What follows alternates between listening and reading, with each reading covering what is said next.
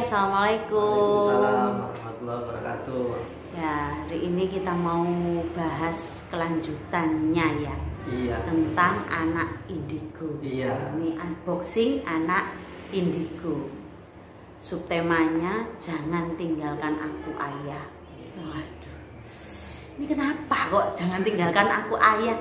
Ayahnya kemana? Iya, jadi ini kasus yang khas dan sangat menarik ketika saya membantu dan menanganinya.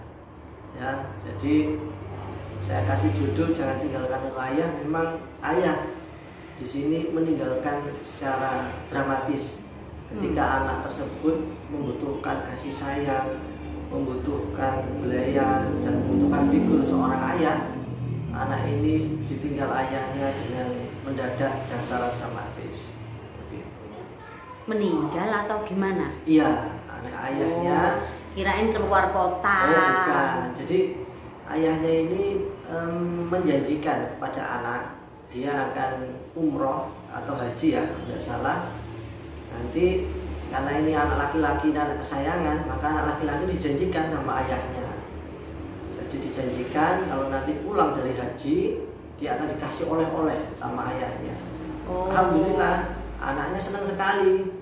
Terus kemudian ketika anak ayahnya berangkat ke Jakarta, sampai di Jakarta kemudian mau berangkat ke Mekah, ke Masjidil Haram, ayahnya terkena serangan jantung dan kemudian meninggal, dibawa pulang jenazahnya ke rumah. Tragis ini ceritanya. Iya. Saya ikut merinding dengannya. Oh, jadi anak ini tadi karena ayahnya mau umroh, haji atau umroh? Iya, haji. Oh, mau haji karena mau ditinggal, jadi biar anak itu tenang di rumah, dikasih iming-iming nanti kalau pulang ayah bawa oleh-oleh. Iya, betul. Tapi ternyata belum sampai ke Mekah sudah kena serangan jantung. Iya. Tapi ya takdir itu ya. Iya.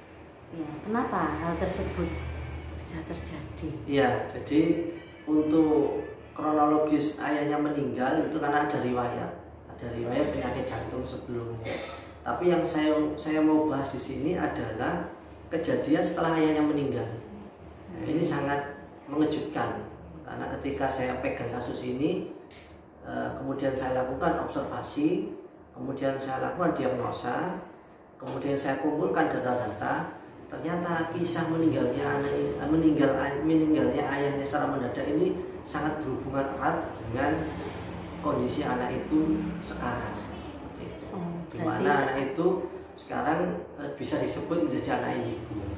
Oh, jadi sekarang itu anaknya jadi anak indigo. Iya, dikategorikan ya. Dikategorikan ya. Atau disebut anak indigo iya. Karena peristiwa meninggalnya sang ayah tadi. Iya, ya. Terus bagaimana itu Abi cara penanganannya waktu itu? Jadi permasalahan yang muncul setelah ayahnya meninggal saya jelaskan dulu, nanti kemudian saya akan berikan solusinya. Jadi setelah saya kumpulkan diagnosa, observasi psikologis, kemudian saya ketemu data. Jadi anak ini ketika saya terima usianya, anaknya laki-laki, usianya itu kurang lebih 9 tahun. Tapi sebetulnya kejadian ini terjadi ketika anak ini usia 5 tahun. Jadi ketika masih TK. Ya, ketika usia TK itu, setelah ayahnya meninggal, setiap sore anak ini setiap sore di teras rumah dia sering berbicara. Mamanya kaget, ini anak ini bicara dengan siapa? Karena dilihat mamanya di dalam, anaknya tidak ada orang selain anaknya sendiri. Kemudian sang mama tanya ke anak tersebut, ada apa nak, kamu di luar di teras kok bicara gitu. Ternyata anak ini menyampaikan ke mamanya bahwa dia sedang bicara dengan ayahnya. Dia lagi ngobrol dan curhat dengan ayahnya. Bagaimana kabar ayahnya, terus bagaimana dengan oleh-olehnya, dan seterusnya. Yang itu membuat hancur hati ibu.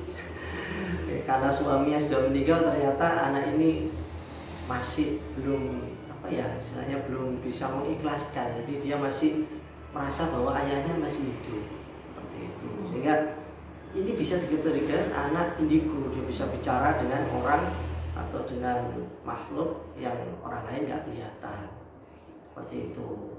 Dan ini menjadi permasalahan ketika anak ini masuk sekolah.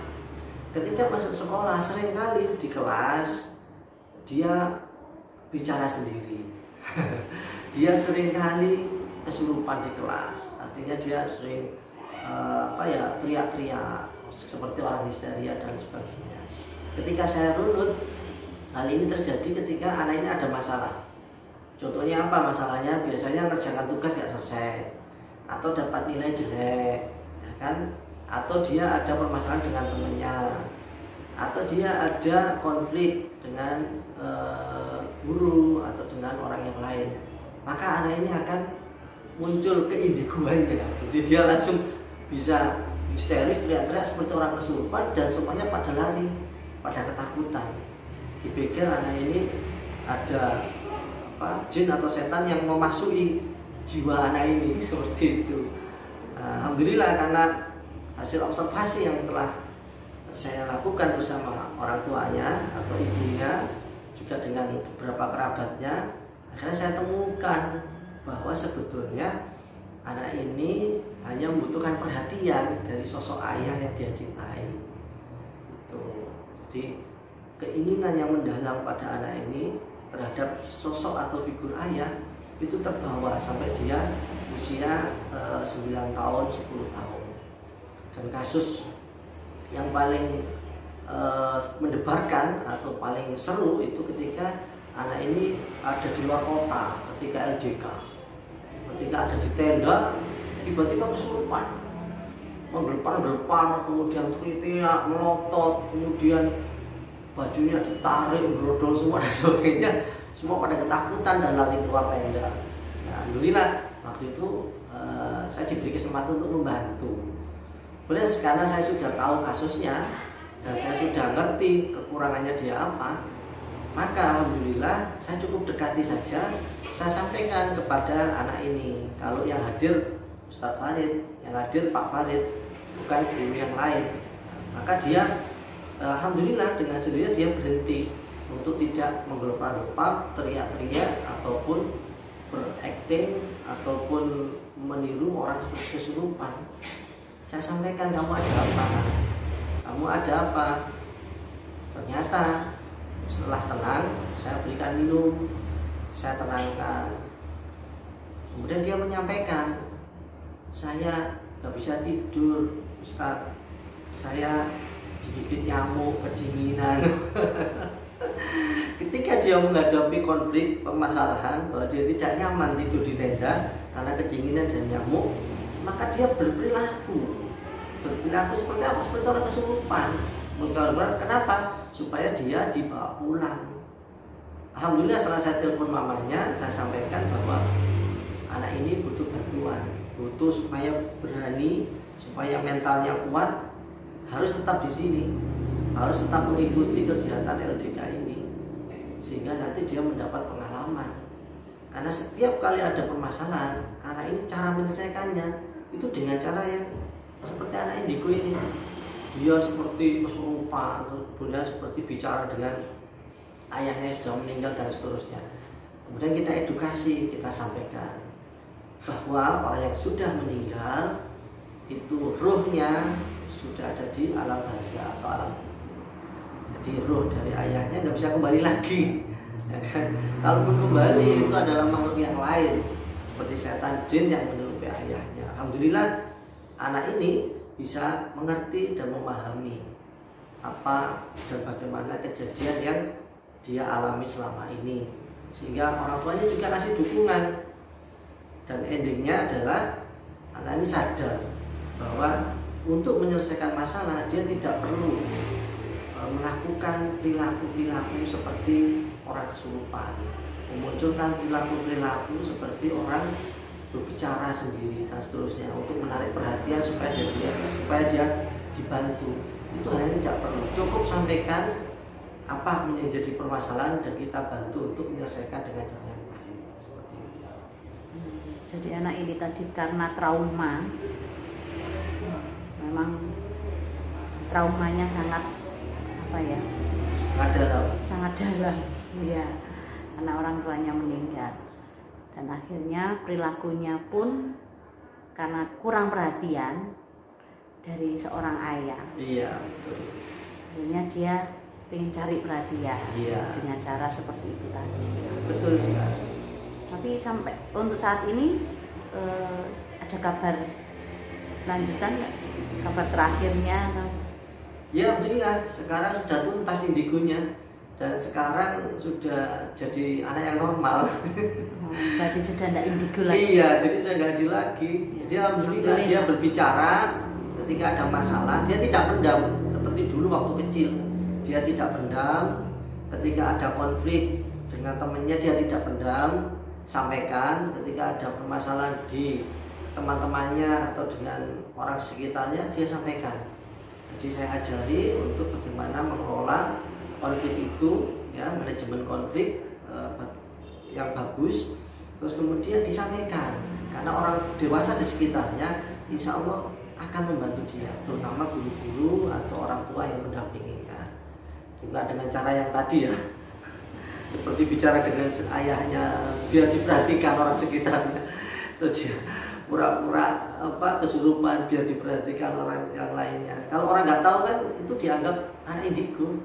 Tapi alhamdulillah karena kita pelajari, kita observasi dulu, akhirnya ketemu pencetus atau penyebabnya, yaitu trauma ketika dia masa kecil dulu ditinggal mati atau meninggal ayahnya secara mendadak.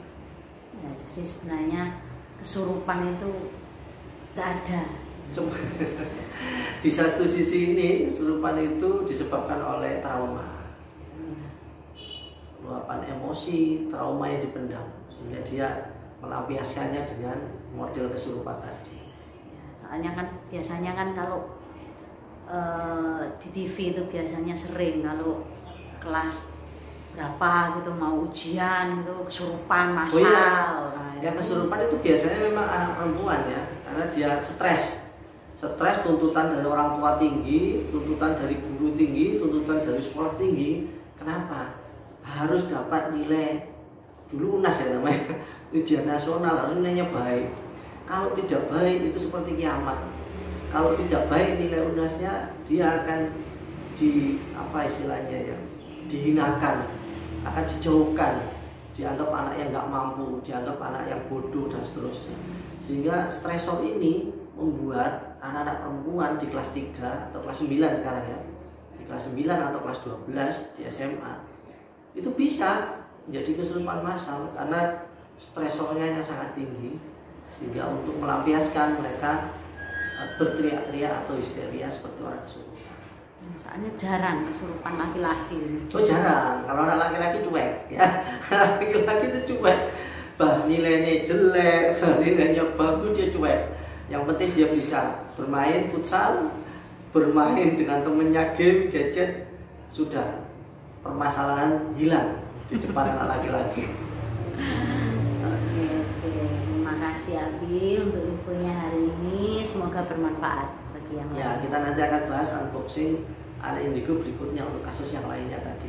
Ya, banyak kasusnya. Ada sekitar 5. Oh, banyak ya. Iya.